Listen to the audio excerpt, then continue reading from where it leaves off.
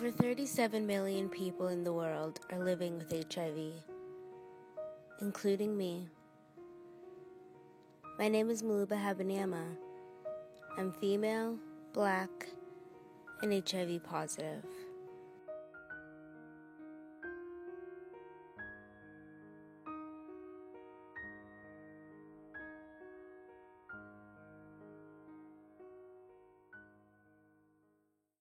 When my mom first told me I was HIV positive, I didn't fully understand it.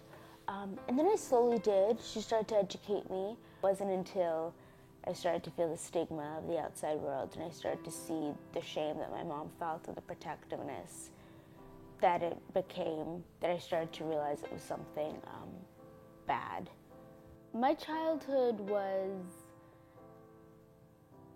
interesting. That's a terrible answer because my childhood was a lot and it was confusing. My childhood sometimes didn't feel like a childhood. It felt like I kind of was born and had to jump straight to being an adult. My childhood was rough, but I made it. The way I've grown up scared because my mother was scared. And of course, a child would believe their parents. They would, follow their parents. And my mom's fear for this, it's exactly how I felt, how Maluba felt. So we didn't tell anyone. We were told not to say anything. And I've known about this since I was 6 years old. So it's been almost 20 years that I just don't talk to anyone about anything. So no matter how close I can get to a person, there's always that bit of information that I could never give. My father contracted HIV while he was unfaithful to my mom during their marriage, and unknowingly transferred it to her, and she didn't know, and then she had me. It was a time when he, I believe, was intoxicated, and he tried to suffocate my mom with a pillow. My mom was pregnant a year after she had me, and my dad pushed her down the stairs and she lost that baby. And she said that's when the doctor told her, if you don't leave this man, he will kill you. My parents' relationship, there'll be times when we would be happy, we'd be laughing, and then there'll be times when people are screaming, they're fighting. My mom's backed up in a corner, my father has his hands on her. In 2008, my father passed away. His death left me sad and confused. In 2012, my mom passed away. Her death left me devastated. My mom was like a warrior. She got sick a lot. She went through hell and back and always trucked along. So it was almost like she was a superhuman, that even though we had those days when she was sick, she was never actually gonna die. And when she did, it was like, are you sure? Check again. Because my mom, she doesn't die. She gets sick. And maybe she takes a break sometimes, but she doesn't die, I swear it. But in my soul, I felt something emptying. I did. I knew she was gone before people actually confirmed it to me. I could hear it through the voice. I knew. When she died, I tried to be strong, and I was strong, and then I just felt numb. Both of my parents passed away from the disease I'm living with. They both passed away before making 50. I'm scared. I guess I'm scared of a lot of things, but I'm scared of not making it. And I'm scared of... I don't think I'm necessarily scared of dying, because even when I've gotten sick or I've gotten to the hospital, or even when I feel sick now, it's not even the actual fact of dying. It's just more like, I'm scared I'm gonna miss it all. And even now when I do things, I'm like, I need to soak it in and enjoy the moment because you never know, but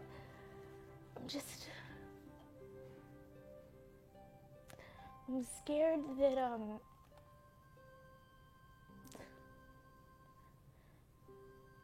I'm scared to be happy sometimes. Because if I be happy, something terrible will happen. And I don't know if I can handle that. My niece was born. It was such a happy moment for us all. And then my mom got taken away. I told people I was fine and I was taking care of myself, and I stopped taking my medication. I stopped going to doctor's appointments. I was past 18. I was an adult. She was taking a shower, and of course I'm very paranoid, so I'm staying by the door, but of course I'm giving her her space. And then I ended up staying by the door, and she ended up calling me. So I went into the bathroom, and she was out of the shower. She was throwing up in the toilet. But not only was she throwing up, but she was also having a bowel movement at the same time, so she can't control her body and what's going on. And I went to grab extra towels to clean up the stools on the floor. And I asked her if she's strong enough to go and finish cleaning herself up in the shower. So I cleaned her up, the toilet and the floor. Maluba went back into the shower, but I just took the towels and put them in the washing machine. In those moments, I feel like I can't cope at all. HIV not only affects the person who has it, but those around them.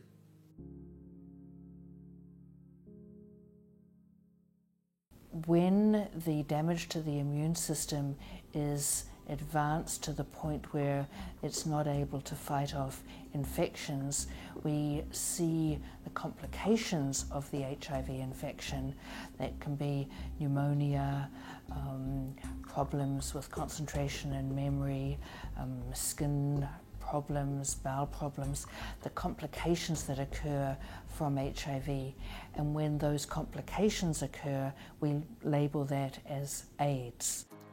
There's a lot of good days, and there's a lot of bad days, but I have to keep my faith alive.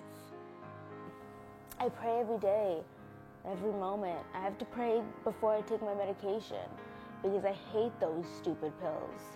And sometimes I just want to skip them, or sometimes I'll throw up or I'm not feeling well. I pray for the good and the bad and the nerves. It just grounds me. Finally, I had my wake-up call. At 79 pounds and very sick, I made a choice. I decided to survive, using courage, grace, humor, and confidence to find my voice. I can't control my past, but I damn sure will take care of my future. I'm giving myself my best chance. I decided to no longer keep this deep, dark secret. It no longer controlled me. You see, I am not living with HIV. HIV is living with me. My name is Maluba, and I was born HIV positive. Today, I'm feeling no shame. I decided to lend my voice to stop the stigma, to be a part of creating a new future. And it seems I've been heard. This weekend, people will be taking to the streets right across Canada for the AIDS Walk for Life campaign. Maluba Habanyama is my guest here in studio. Okay, it's World AIDS Day. We're joined now by Maluba Habanyama. Say it all with a smile. Where does your resilience come from? By 2030, it's expected that the AIDS epidemic can end. And I believe we all can do that together. We're all working together and doing this, and just by you all coming out shows the support. Have you ever lost someone you love and wanted one more conversation, one more chance to make up for the time you thought they would be here forever?